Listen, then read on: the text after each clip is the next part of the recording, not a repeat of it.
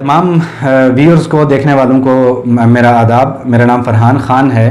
आज मैं एक ऐसे मुजवज़ा आइनी तरमीमी मसवदे के बारे में बात करने जा रहा हूँ जो मसवदा काफ़ी दिनों से सोशल मीडिया पर वायरल है और अब रिवायती मीडिया में भी आ चुका है। इस आइनी तरमीमी मसवदे का ताल्लुक़ पाकिस्तान के ज़ेर इंतज़ाम आज़ाद रियासत जम्मू कश्मीर से है, जिसे उर्फ़ आम में आज़ाद कश्मीर कहा जाता है। इस मसवदे में जो तरामीम तजवीज़ की गई हैं वो ज़बरदस्त नताइज की हामिल हो सकती हैं। वो नताइज मुस्बत और मनफी हर तरह के रद्द-ए-अमल का सबब बन सकते हैं। इसलिए मैंने सोचा कि इस मसवदे के हवाले से जो अहम निकात हैं उन पर बात हो जाए और इसके मुमकिन असरात के हवाले से भी कुछ पेशबीनी की जा सके। तो आइए देखते हैं कि इस मसवदे के अंदर क्या है। पाकिस्तान के ज़ेर इंतज़ाम आज़ाद रियासत जम्मू कश्मीर के अबूरी आइन 1974 में 14वीं आइनी तरमीमी एक्ट 2020 का मुबैना मसवदा सोशल मीडिया की ज़ीनत बन चुका है।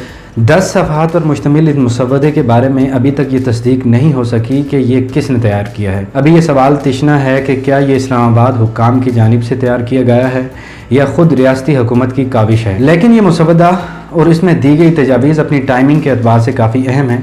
सबके इल्म है कि गुज़श्ता बरस 5 अगस्त को भारत ने अपने ज़ेर इंतज़ाम रियासत जम्मू कश्मीर के इलाकों की खुसूसी हैसियत ख़त्म करके उन्हें भारत की यूनियन टेरिटरी बना दिया था, यानी उन खुसूसी इलाकों का बाकायदा भारत में इंज़माम हो चुका है। उसके बाद रियासती अवाम पाकिस्तान के किसी भी तरह के सियासी या अस्करी किसी भी तरह के रद्द-ए-अमल को बहुत गौर से देख रहे हैं। मज़कूरा मसवदे से मुतल्लिक़ रियासती हुकूमत के कुछ लोगों का कहना है कि ये वफाकी हुकूमत की जानिब से मुरतब करके भेजा गया है, जिसको कानून साज असम्बली से मंजूर करने के बाद अबूरी आइन का हिस्सा बनाया जाएगा।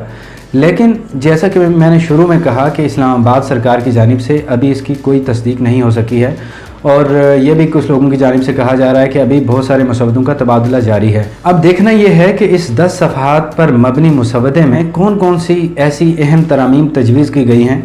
और इससे कबल ये समझना भी बहुत ज़रूरी है कि आज़ाद कश्मीर असम्बली से 2018 में मंजूर होने वाली 13वीं आइनी तरमीम के बाद इस्लामाबाद में कायम जम्मू कश्मीर काउंसिल से बहुत सारे माली और कानून साजी के इख्तियारात हुकूमत आज़ाद कश्मीर को मुंतकिल हो गए थे, जिस पर कई हल्के नाखुश भी थे।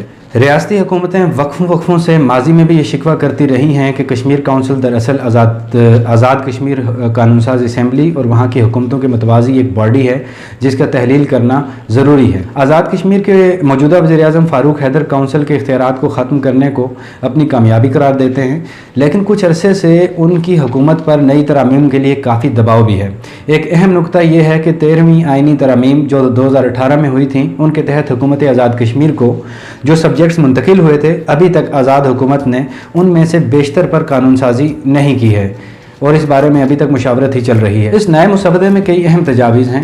मिसाल के तौर पर यह कहा गया है कि आज़ाद कश्मीर में नज़रिया इल्हाक़े पाकिस्तान के ख़िलाफ़ प्रोपेगेंडा करने, उससे तासुब बरतने वाले अशख़ास और सियासी जमातों और पाकिस्तान और पाकिस्तानी ज़ेर इंतज़ाम जम्मू कश्मीर की हुकूमत की सालमियत और ख़ुद मुख्तारी से तासुब बरतने और उसके ख़िलाफ़ काम करने वाले अशख़ास और सियासी जमातों के ख़िलाफ़ वफाकी हुकूमत बराह रास्त नोटिस लेगी और नोटिस लेने के बाद वो सुप्रीम कोर्ट को कार्रवाई के लिए तहरीक कर सकती है और इस ज़िम्न में सुप्रीम कोर्ट का फ़ैसला हतमी तसव्वुर होगा। और इसके अलावा रियासत में यूनियन साजी और अंजुमन साजी के लिए भी इस नौइयत की तरामीम तजवीज़ की गई हैं।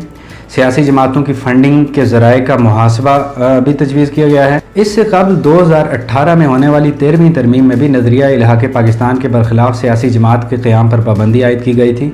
ताहम अब इस आर्टिकल को ज़्यादा वसी और मौसर बनाने की तजवीज़ दी गई है।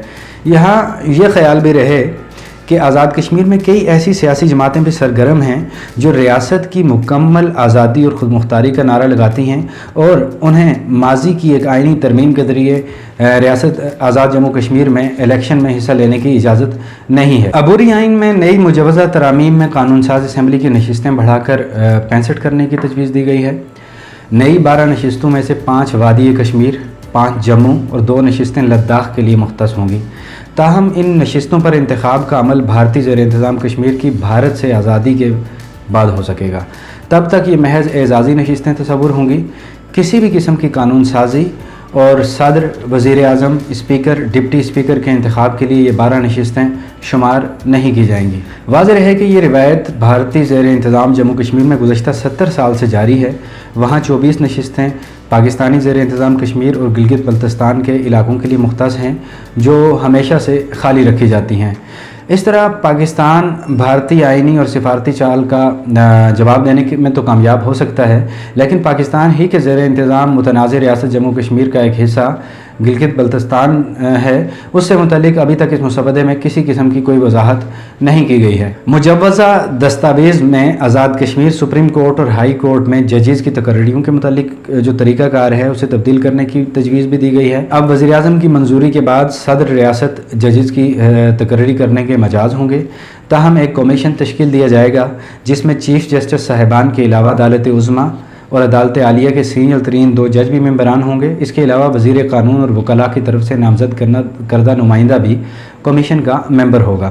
وکلاء 1 سال کے لیے بذریعہ بار کونسل کمیشن کے لیے اپنا نمائندہ مقرر کر سکیں گے، اور کمیشن ہر خالی اسامی کے لیے 3 نام فائنل کر کے وزیر اعظم کو بھیجنے کا پابند ہوگا، جس کے بعد وزیر اعظم ثوابدیدی اختیارات استعمال کرتے ہوئے تقرریوں کی منظوری دیں گے اور صدر ریاست نوٹیفیکیشن جاری کر دیں گے۔ عدالت عالیہ کے جج کی تقرری کے لیے تجربے کی مدت 10 سال سے بڑھا کر 15 سال تجویز کی گئی ہے۔ عمر کی کم سے کم حد 50 سال مقرر کرنے کی تجویز دی گئی ہے، اور اس کے علاوہ اہلیت کے لیے کم از کم 25 فیصلہ جات کی قومی جریدہ برائے قانون میں اشاعت کو لازمی قرار دیا جانے کی تجویز دی گئی ہے۔ ایڈ ہاک ججز کی تقرری کا طریقہ کار ذرا مشکل بنانے کی تجویز بھی دی گئی ہے۔ مجوزہ مسودے میں 3rd شیڈیول کے 54 سبجیکٹس میں ترمیم کرتے ہوئے پارٹ اے اور بی کو ختم کر دیا گیا ہے، اور سبجیکٹس کا انضمام کرتے ہوئے انہیں 33 تک محدود کر کے قانون سازی کے اختیارات کشمیر کونسل کو سونپے جانے کی تجویز ہے۔ 4 مشہور سبجیکٹس جو ہیں وہ صرف وفاقی حکومت کے پاس رہیں گے، جن پر قانون سازی وہ کرے گی۔ اب نئی تجویز میں غور طلب بات یہ ہے کہ کشمیر کونسل کی قانون سازی میں غیر ممبر بھی نہ صرف بیٹھ سکتا ہے بلکہ ووٹ بھی دے سکتا ہے۔ یہ ایک عجیب سی بات ہے۔ کونسل کی جانب سے کی جانے والی قانون سازی پر صدر کی منظوری ضروری نہیں ہوگی، جبکہ وزیر اعظم پاکستان بطور چیئرمین کشمیر کونسل اپنی نمائندگی کسی بھی کونسل کے افسر یا ماتحت افسر کو تفویض کر سکتا ہے۔ ایک بہت ہی اہم نکتہ یہ ہے کہ عبوری آئین سے ریاست کا لفظ بھی حذف کرتے ہوئے صرف آزاد جموں کشمیر لکھنے کی تجویز ہے۔ اس تجویز کو بھارت کے 5 اگست 2019 کے اقدام کے تناظر میں دیکھنے کی ضرورت ہے۔ اس پر کوئی یہ سوال ضرور پوچھ سکتا ہے کہ کیا پاکستان اور بھارت دونوں جموں کشمیر کی ریاستی شناخت ختم کرنے پر متفق ہو چکے ہیں؟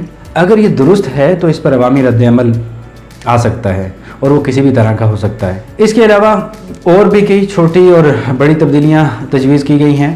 کل 15 آرٹیکلز میں تبدیلی کرنے کی تجاویز ہیں، جن کے تحت کشمیر کونسل کو مضبوط کیا گیا ہے، اور آزاد کشمیر کی مقامی حکومت اور اسمبلی کے قانون سازی سے متعلق اختیارات کافی محدود کیے جانے کی تجاویز سامنے آ رہی ہیں۔ سوال پھر وہی ہے کہ یہ مسودہ کہ جس کے پیشکار کا ابھی تک تعین نہیں ہو سکا ہے، اگر اس میں مجوزہ ترامیم منظور ہو جاتی ہیں تو اس صورت میں مستقبل میں کس طرح کے اثرات مرتب ہو سکتے ہیں؟ جواب بالکل واضح ہے کہ اگر ان تجاویز کو آزاد کشمیر کی قانون ساز اسمبلی منظور کر لیتی ہے تو آئندہ کی ریاستی حکومتیں قانون سازی کے عمل میں ماضی کی طرح اپاہج ہی رہیں گی۔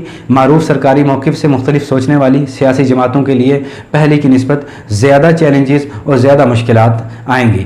ایک امکان یہ بھی ہے کہ کچھ فیصلہ ساز قوتوں نے اس 10 صفحاتی ترمیمی مسودے کو سوشل میڈیا اور اخبارات میں وائرل کر کے عوامی اور سیاسی حلقوں کا رد عمل جانچنے کی کوشش کی ہو۔ غرض جو بھی مقصد ہو، اگر اس میں درج تجاویز کے مطابق آزاد کشمیر کی قانون ساز اسمبلی سے کوئی منظوری لی جائے گی تو اس کے نتیجے میں بہت کچھ بدل جائے گا۔